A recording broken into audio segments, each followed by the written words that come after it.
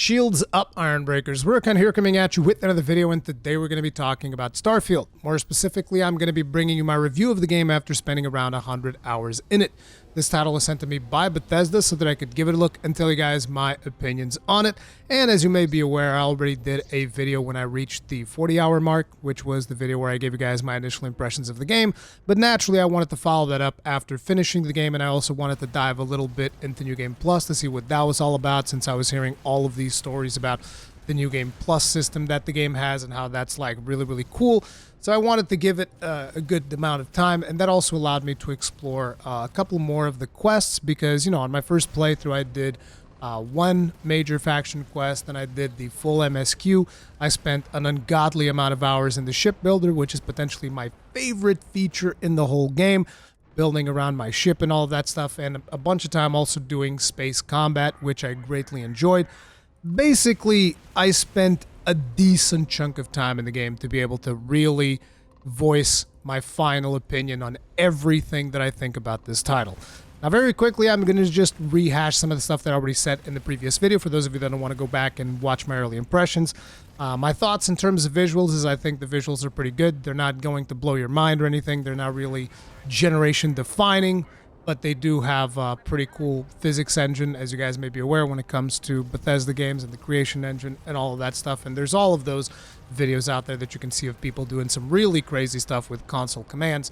So that is cool. However, on the downside, it does have a bit of a performance problem. And I say this because, you know, there's all this talk about the 30 FPS on consoles and all that stuff. And it's like, I don't mind a game being 30 FPS. I don't think that is a major problem. I do think it is somewhat problematic when you're talking about current generation consoles and a game not really being able to push more than 30 FPS. It doesn't really prevent me from playing it, but it is something that I feel needs to be told in a review. Like, look, if you've got problems playing it at a lower frame rate, you're going to have some problems. Not to mention, there were naturally problems with NVIDIA cards, which just happens to be the majority of people out there have an NVIDIA card, and the performance was not fantastic when it comes to that. So performance at 30 FPS when it comes to the console itself, Xbox Series S and Xbox Series X. And performance on PC is going to vary wildly depending on whether you're Team Green or Team Red. Now, luckily, in my most recent PC build, I actually wanted to use an AMD card. So on my PC, it was running on 6900 XT, and it actually ran fairly well. Most of the time, it was above 60 FPS, although I was playing it at 1440p, not really 4K. So, you know, take with that what you will. I believe it can run above 60 FPS and 4K as well, but it struggled a little bit. So I didn't really want it to bother too much with that. I always prefer more frames. Give me more frames. If I can't get the frames, that's fine. I don't mind playing the game. I mean, I played mostly Monster Hunter Rise Sunbreak on a Nintendo Switch, which is like 30 FPS. So I don't mind having lower frame rate, but definitely it is something that you need to take into account when it comes to this game. Again, depends on your system, depends on your GPU, all of that stuff. At 1440p on my 6900 XT, it wasn't really a problem. It ran fine, no issues. As a matter of fact, most time it ran above 60, unless I was like in a big city like New Atlantis or Aquila, which if you've been in the game, you'll know which cities these are. There's just tons and tons of NPCs walking all over the place, and in those, it would dip into the low 40s, give or take. I don't think I ever saw it dip below 40, so it'd be like low 40s, then go back up, low 40s, go back up. That would happen every now and then. That's kind of like the overall performance. Like I said, not something that keeps me from playing the game if the game is fun enough, which in my opinion is the case here. I do think that it bears mentioning that the art style of the game is pretty friggin' cool. I love, particularly when it comes to ship designs, and that's just one of the things for me. One of the biggest motivators for me to play this game is the fact that the setting is space. It is essentially, like I said in my previous video, this is kind of like Fallout in space with space combat and a little bit of procedural generation. So like I said, in terms of visuals, I think that pretty much sorts it out. Pretty good in terms of like visual fidelity, all that stuff. Nothing that's going to blow your mind, but with some performance compromises here and there depending on your PC setup or if you're playing it on console. In terms of animations, It's a mixed bag. You know, sometimes you'll be in a conversation with an NPC and everything is fine. Sometimes the NPC will start walking away for no apparent reason. Sometimes NPCs will never even turn around to face your character. It's the usual Bethesda jank applies. Some players are okay with that. Some players are not going to be okay with that. I think they could have, like, you know, polished that up a little bit more. But when you really think about it, this has been one of the most polished releases that Bethesda has put out over the last couple of years. And that is saying a lot, unfortunately. It is what it is. So animations are, in my book, from my experience, overall okay, with the occasional glitch here and there that really gets really weird. Oh yeah, and also there's the occasional situation where one of your companions or one of the enemies will just like start glitching and just like going like this on screen. Yeah, that happens from time to time as well. So it is what it is. It's an extremely ambitious game, and it is a game that, in my opinion, its ambition vastly, it tries to reach way beyond of the capabilities of the engine. Whether that's a good thing, whether that's a bad thing, most people are saying that it's a bad thing, and I'm inclined in a way to agree. Doesn't mean I didn't like the game, doesn't mean I didn't have a good time, but it is what it is. There's also a bunch of technical limitations with the loading screens. I'm sure that you've heard about it. It is pretty much like people are saying.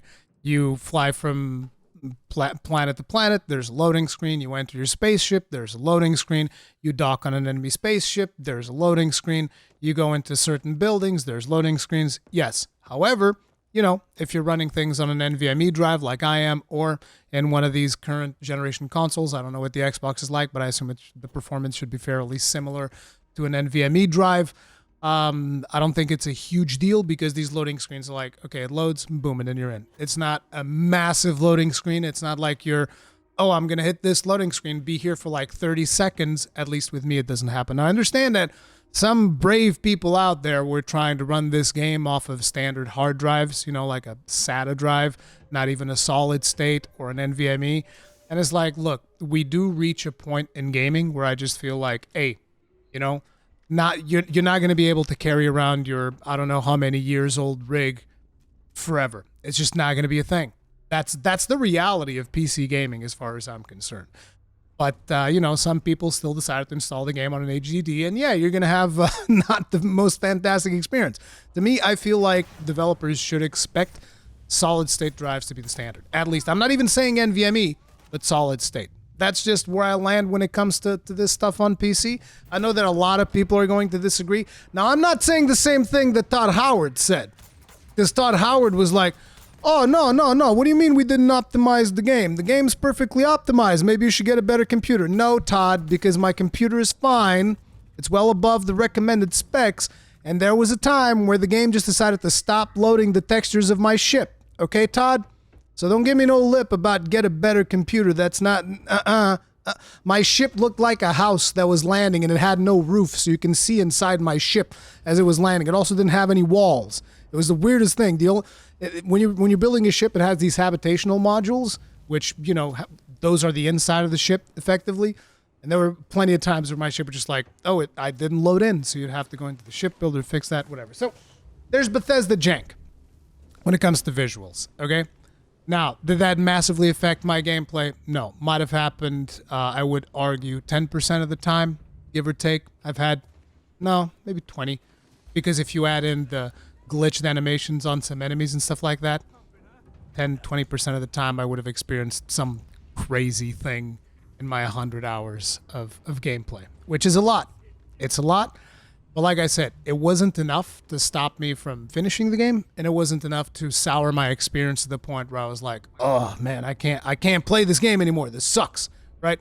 I didn't get to that point, but I understand that different people are going to have different tolerances and thresholds for the type of glitchiness that they're willing to endure. So that's the visuals. When it comes to sound, I thought that the sounds were pretty much all around fine, particularly when it came to the sounds of spaceships. Like I said, I'm a sucker for spaceship stuff. The spaceship stuff in this game is what grabbed me the most. But overall, I felt like the sounds were fine. No really big problems in terms of voice acting. I thought it was fine, except I was not a huge fan of the delivery on Barrett. Like, I feel like whoever was, I mean, I don't know if it was the voice director or the voice actor or whatever, whoever was doing the Barrett character, I don't know if this is the way they were directed, it just felt like they were trying to pull off some Neil deGrasse Tyson, but they lacked the charisma to do it properly.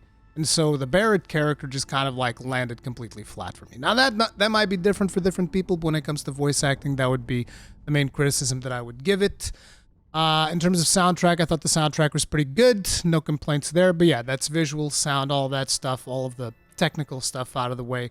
Now let's talk about what really matters. The gameplay, the stories, because story, I feel like when it comes to a Bethesda game, should be a pretty big deal. Now, I'm speaking as somewhat of a Bethesda novice, and I already talked about this in my previous video, because, like, look, I didn't get into Skyrim because the melee combat in Skyrim, I don't like it. Maybe some of you guys out there like it. I friggin' hate it. I can't stand the melee combat in Skyrim. And I know that when I say this, people instantly come, oh, but there's mods.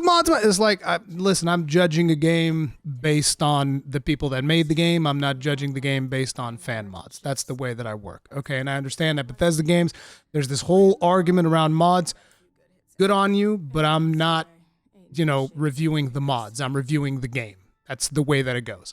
So in Skyrim, there was the whole melee thing. I couldn't get into it. And Fallout, I played the entirety of Fallout 4, but I don't really like the setting of Fallout very much. The whole post-apocalyptic thing and whatnot. It just doesn't really vibe too much with me. I thought it was fun. I thought Fallout 4 was fun.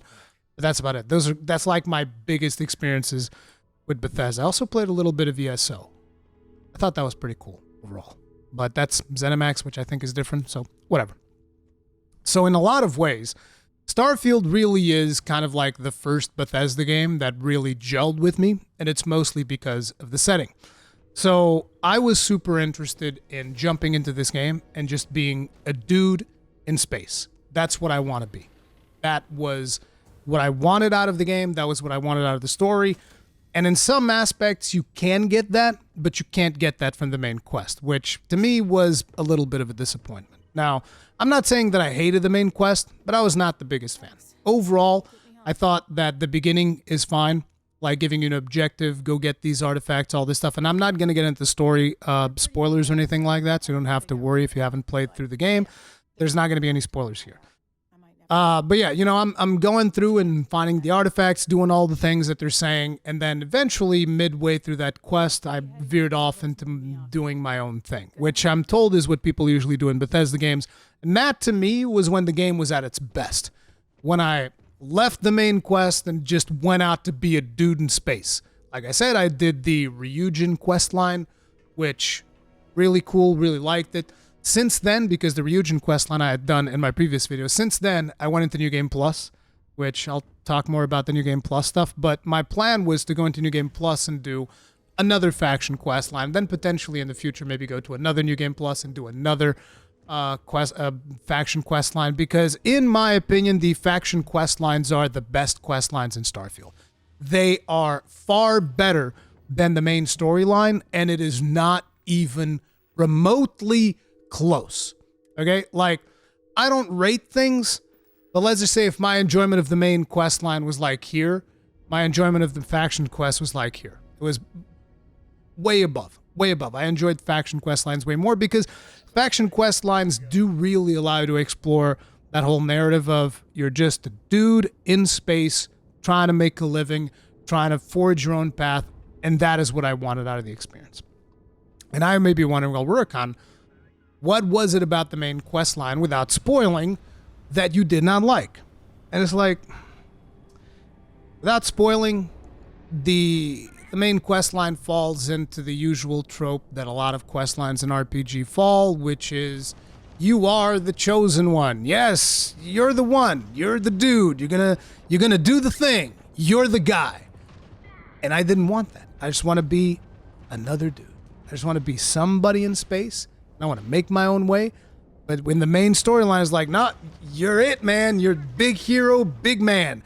And as a matter of fact, I would argue that for the little that I've played of Skyrim, if you've played Skyrim, in a lot of ways, I think a lot of people are going to feel like, I feel like I've already played this quest line when you're doing the main quest line of Starfield. At least that's the way that I feel. Maybe you'll disagree, maybe you won't. Like I said, it didn't completely prevent my enjoyment of the game, but it was not my favorite part. It was not my favorite part at all. But anyways, that's where I land on the story. My recommendation would be do faction quests. They're way cooler. They're way more fun. The two factions that I've done so far are Ryujin and Freestar Rangers. And those two quests were pretty good.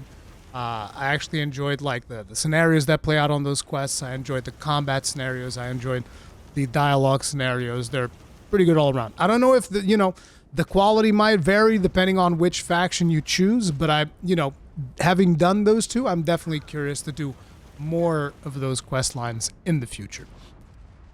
So now that we've talked about story, let's talk about the gameplay itself. Now, when it comes to gameplay, like I said, this plays kind of like Fallout in space. You have your guns, you have your ammunition, you have all of the items in the world, which is one of the things that I personally don't like about Bethesda games. I know that a lot of people love the attention to detail. It's like, oh, I can pick up literally every item in every single room. And I kind of feel like that's those types of things, and Baldur's Gate 3 does the same thing. You can pick up every single item and every single thing, and it's like, yes, let me pick up this fork that's in this table. But why? Because I can. I don't know. It's weird to me because I'm the kind of guy that, like, if I see something, I need to pick it up. Like I always say, those of you who've been with the channel for a while, you know I play a lot of Dark Souls. I always pick up the Divine Blessings in Dark Souls. I never use them, but I know where they are, and when I go there, I need to pick them up. Even if it means taking chances, potentially dying, I need to pick them up because they're there, and they need to be picked up. You can imagine that in a lot of ways, playing Elden Ring was a bit of a nightmare for me because there's so many shinies to pick up. So, yeah, I just have that loot mentality that I need to pick up everything, and when you just give me this thing where there's a zillion items everywhere, I'm like, that's not a good thing because a lot of these items are worthless. But I have a tendency to want to pick up everything. It is what it is. But, so they do that. But after a while, I was able to, like, filter that out. So the other problem that I started having is, like, so you'll pick up a gun. And this is a problem that I also had in Fallout. You'll pick up a gun. And you'll pick up ammunition. And every single gun has a different type of ammunition. Like, oh, this gun, this is the 7.77 millimeters. This gun, this is a 22 millimeter. This is 11 millimeter. And I was like, because the problem with a system like that, and I'm actually curious if this is something that a lot of people enjoy, because maybe I'm the one in the wrong. But like, I seem to remember, I think I even counted it by the time that I was at the end of the game or something. There were 22 different types of ammunition. 22. Isn't that a bit much? Because the problem with a system like that is like, oh, I love this gun. I found this gun. I really like it. Oh, I don't have any ammo for it. I have ammo for that other gun that I don't like, and ammo for this other gun that I don't like, and ammo for this other gun that I don't care for. But the one that I like, I can never seem to find ammo for it. And that is incredibly frustrating for me. So, that's the situation with the ammo. As a matter of fact, in some of the gameplay that you guys are watching, you might notice that I'll have like this grenade launcher, which I'm like, oh, I love. Is it a grenade launcher? Yeah, I think it's a grenade launcher. And I was, oh my god, I love the grenade launcher. It's great, big explosions. You never find ammo for it. It just does not exist. Like you see, though, I think you'll probably see on screen I have like 14 shots for that thing, give or take. Those are like my full playthrough of New Game Plus. Those are all the explosive ammunitions I found up until that point. It's probably been going on for about 20 hours. In 20 hours, I found like 14 explosive rounds. It's like,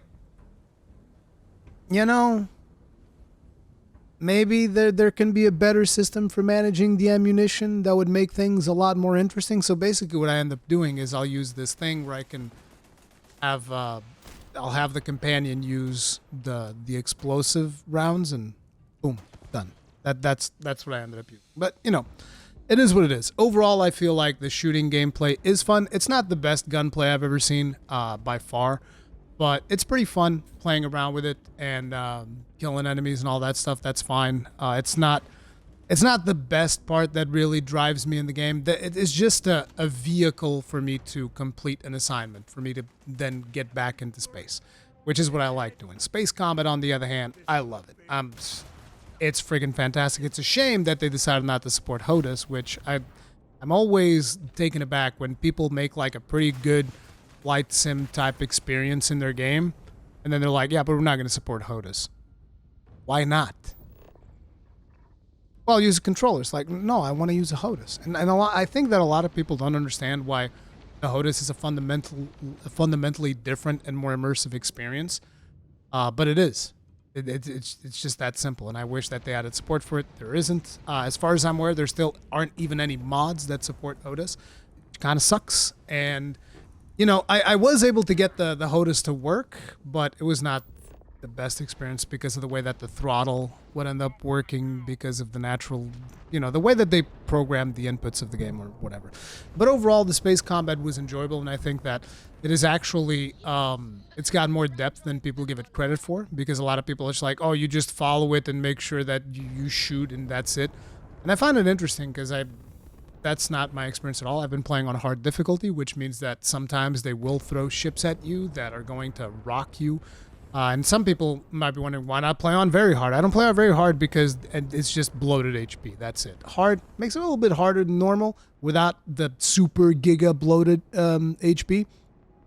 So it increases the challenge, whilst at the same time not making it boring. Whereas if you go to very hard levels, and it's just like, well, anything they shoot at you one-shots you, and, you know, it's going to take like 10 years to kill anything. I don't really like that. But anyways, I was playing on hard, and I found myself challenged quite a few times, and it was an interesting experience when it came to space combat, because once you start messing around with some of the options that you have with the piloting skills and all of that stuff, you'll be able to, you know, turn off the inertial dampeners and let your ship slide through space, do crazy maneuvers, which is only stuff that can really be achieved in you know, full all-axis movement, and it's pretty fun. I think they've actually done a good job with the implementation of the space combat. I think it's one of the better parts of the game, even though I've seen a lot of people say that don't enjoy it. And I can understand, because if you're not familiar with how space combat is supposed to work, it is not going to be the most beginner-friendly, particularly if you're playing on harder difficulties. Because like I said, I felt like they might have even taken inspiration from something like Elite Dangerous, because I definitely felt some of those skills come into play. And I was like, oh, this is great for me because I played Elite Dangerous, but I guess that for people that are not used to those types of control schemes, they're going to jump in, they're going to be like, this is the worst control, which is, I've seen, by the way, in some of my videos, it's the worst control scheme ever. And it's like, no, it's pretty much the control scheme that most flight games use, because it's kind of the standard. So I don't know what to tell you about that, but I felt that the control of space flight was great. It was a lot of fun, and the stuff that you can do in space is pretty cool, because even though, you know, people tend to focus on the whole thing, or you're in this tiny space bubble, you're right, you can't just like fly from one planet to another, whatever.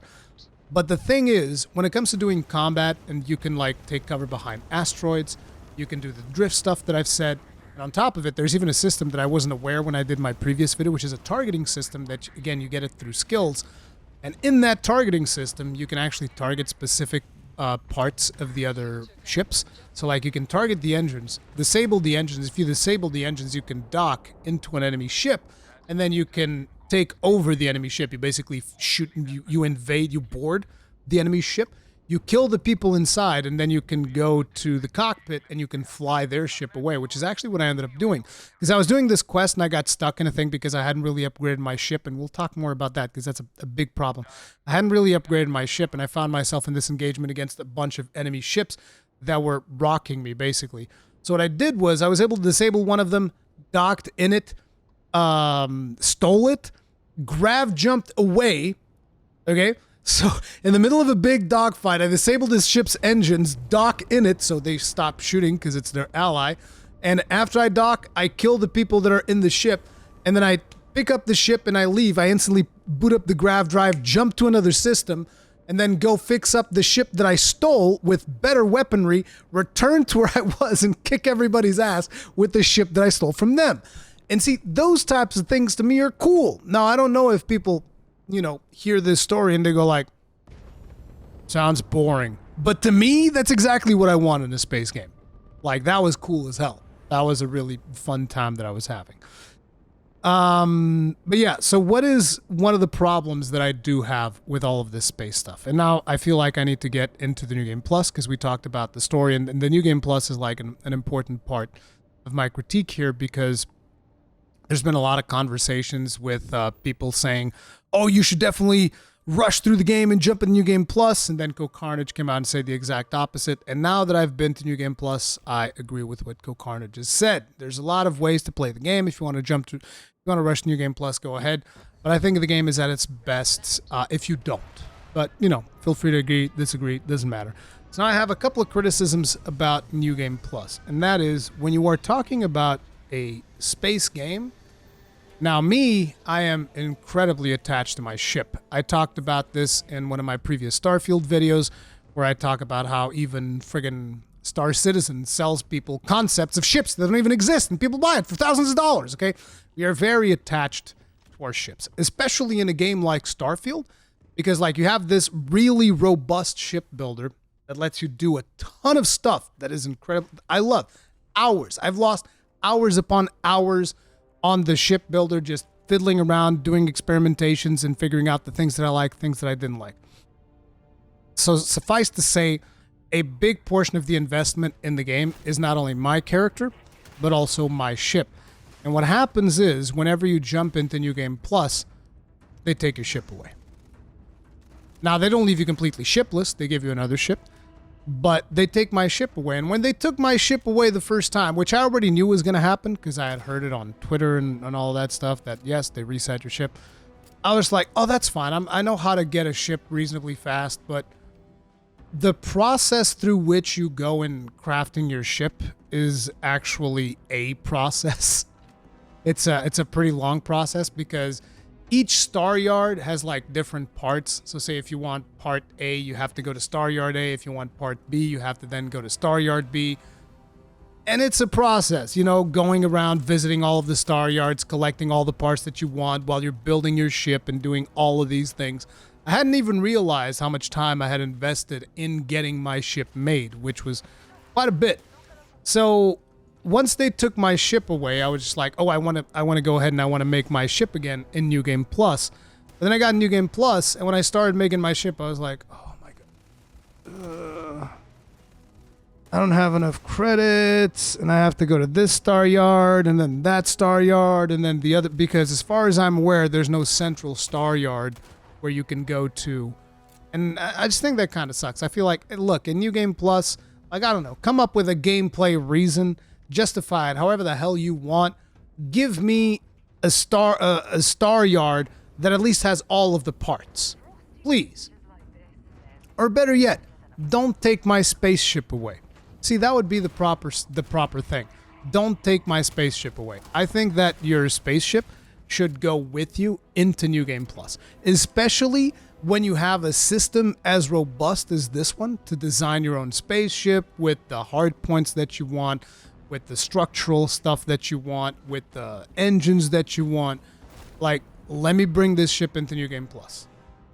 It's not going to make that big of a difference as far as I'm concerned. And it's really dumb that they take your ship away. I think that was a huge misstep because that slowly killed my motivation to continue playing New Game Plus. There's other reasons, but one of the big reasons why I've actually, my intention was to finish one New Game Plus cycle before doing this review, and I couldn't bring myself to finish it because I'm like, yeah, I don't have my ship.